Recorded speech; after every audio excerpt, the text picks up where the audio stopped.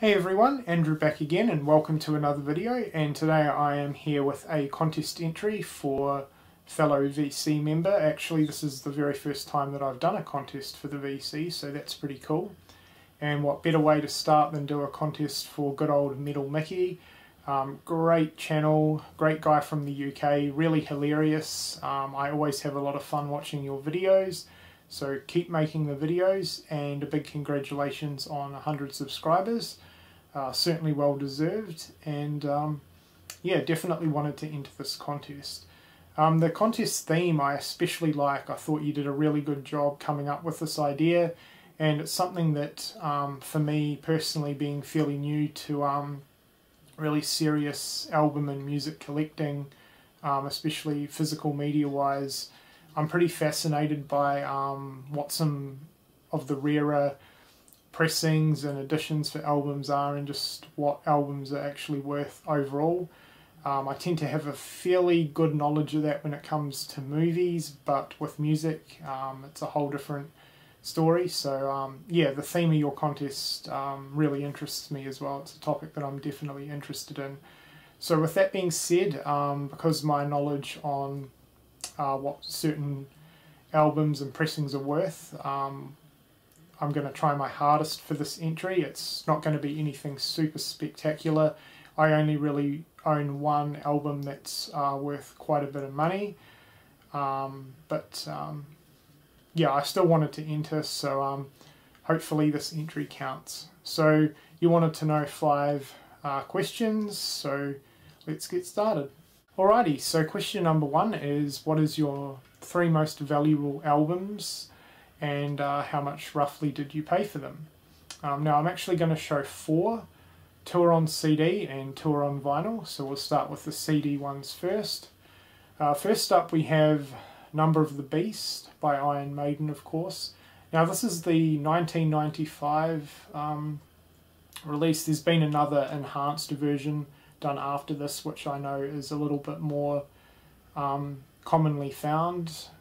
Now I checked up on Discogs. I'm not familiar with that site whatsoever, so I could be way out of whack with this, and I kind of think that I might be, but the price listed for this was over $100, which I do not believe at all. I just think it's someone trying to charge way too much on eBay, because it came up as a eBay listing. So yeah, I don't believe that this particular CD version is worth that much, but yeah, it's not as commonly found as the new enhanced reissue, I know that. So yeah, if anyone actually knows how much these earlier mid-90s CD releases of Iron Maiden go for, I'd be kind of interested, but that's the best I could come up with.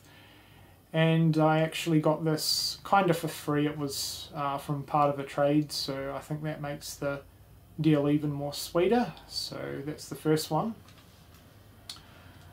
The second one I'm probably a little bit more slightly knowledgeable on, and that is Shotgun Messiah Second Coming.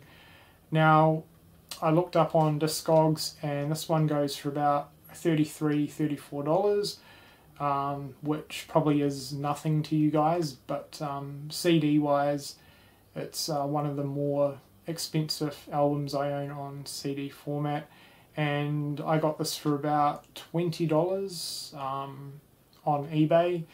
And now the reason why I decided to show this one as well, that wasn't an amazing deal by any means. I mean, I paid under what it goes for, sure, but the main reason I wanted to show this as well, not only value wise, but this isn't an easy CD to come by, especially over here in Australia. I've never really seen too many copies online, and I've certainly never seen it in stores. So yeah, for that reason I thought this was a pretty good purchase, so that's that one.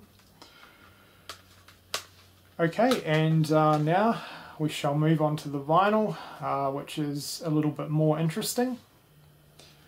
So the first one we have here, it's not a uncommon vinyl whatsoever, and that's Please Please Me by the Beatles. But there's a neat little story behind this. Now this particular release I have, I did a bit of research as much as I possibly could with serial numbers and the label and stuff like that on the vinyl, and I came up with a rough price of about $50 on eBay. I couldn't really find anything too accurate on Discogs because I wasn't 100% sure which version this was. The Beatles albums have had many pressings and releases over the years, but according to eBay, this particular album that I have goes for about $50, which kind of sounds about right for an older Beatles record, I guess. But the cool thing about this is I actually picked this one up a few years ago for $1 at an op shop, which I thought was absolutely amazing value, especially for the Beatles. So the outer, like the actual cover is not in the greatest condition, but the vinyl is in excellent condition, and I thought, considering what the album's worth overall to what I paid for it, which was $1, I thought I got an absolutely fantastic deal. And this was actually the one and only time that I found a decent album in a second-hand shop or an op shop. So yeah, fun little story behind that one. And the last one is really cool. I certainly know this is worth a lot, and that is the Death Waltz Halloween 2 soundtrack on vinyl. According to Discogs, this goes for over $100, which I do believe to be fairly accurate, because I know a lot of these old school horror movie soundtracks on vinyl from Death Waltz and other studios that put them out sell out pretty fast and are worth quite a bit of money once they go out of print. Another cool thing about this release is I actually got this for free. One of my subscribers sent a little package to me a few years ago, and this one was part of it. And I absolutely love this album. I've played it many times. It sounds absolutely fantastic on vinyl. Halloween is my favourite horror franchise, so to have this piece within my collection is just absolutely amazing. So yeah, this is definitely my most valuable album that I own within my collection. Alright, moving on now to question 2, and question 2 is a fairly easy one. It's, what is your favourite album packaging?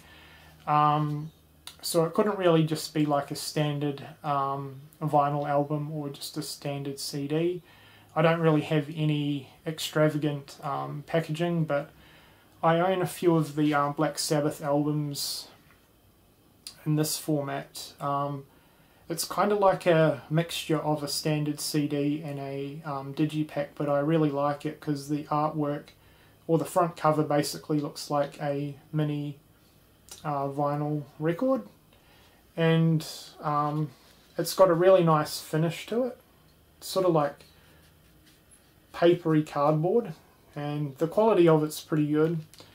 And then it opens up and it kind of reminds me of a gatefold record, so the disc is on that side, and then there's more artwork inside, and then the booklet's just in the front there. So nothing overly amazing, but I do like the packaging on this album quite a lot. Alright, and moving on now to question 3. So question 3 is, what is the most you've ever paid for a album? Now, being fairly new to collecting music on a physical format, I haven't really paid anything extravagant. I'm sure quite possibly I will down the line as I get into more bands and more obscure albums that are a little bit more pricey. But for now, we're just going to go with something pretty simple, and that is Iron Maiden. This is just the Peace of Mind album. I paid $30 for each of the Maiden albums on vinyl, which is certainly the most I've spent on a single volume. Box set's another story, but for an individual album, $30 is the most I've paid. And it's sort of the most that at the moment, at least for the more common stuff, it's sort of my upper price. There's a few other albums that I do want to pick up on vinyl that are worth about 40 to 50, but yeah, $30 at this stage is the most I've paid. Again, it's probably nothing to some of you more serious collectors out there, but since I'm fairly new to all this, yeah, $30 is the most I've paid. Okay, and moving on to question 4 now. So question 4 is, what album do you regret buying? Very, very easy for me. This was actually a recent purchase. And sorry, Metallica fans, but it goes to Kill 'Em All, the debut album for Metallica, obviously. Now, Metallica is a band that obviously I was well aware of, but wasn't too familiar with them, and I've heard a few of their songs here and there, and I recently started listening to a few of their albums. Didn't bother listening to Kill 'Em All before picking it up, which was a rookie mistake, which I will not be making again. I didn't pay too much for this, so it wasn't a big loss, but yeah, I did not like this album at all. I thought it was a pretty bad album, to be honest. I struggled to get through the whole album. The first sort of 3 to 4 songs were alright, but yeah, after that it was just a pretty hard time getting through it. I did finish it though. The song Pulling Teeth was absolutely god-awful. I hated that song with a passion. People complain about Iron Maiden's Gangland, but bloody hell, Pulling Teeth is 100 times worse than that in my opinion. So yeah, do not like this album whatsoever. Okay, and question 5 is, what is one album you regret selling? Nothing too special here, but one album that I regret selling, I sold it a while back at a garage sale. I was kind of over the album at the time, and yeah, recently I felt like listening to it again. So the album is Green Day, American Idiot. I don't know why, I've just been in the mood to listen to the album. I think it's a really, really good album overall, and yeah, I kind of wish I had it. It's not an overly difficult album to get, so no doubt fairly soon I will be able to pick it up. But yeah, just been in the mood to listen to it, and I sold it a few years ago, and especially now that I want to listen to it and I can't, I kind of regret that. Alrighty, so that does it for my contest entry for MetalMickey. Once again, really enjoyed entering your contest. I thought the theme and questions were great, and I know my answers were pretty basic, so hopefully this entry counts.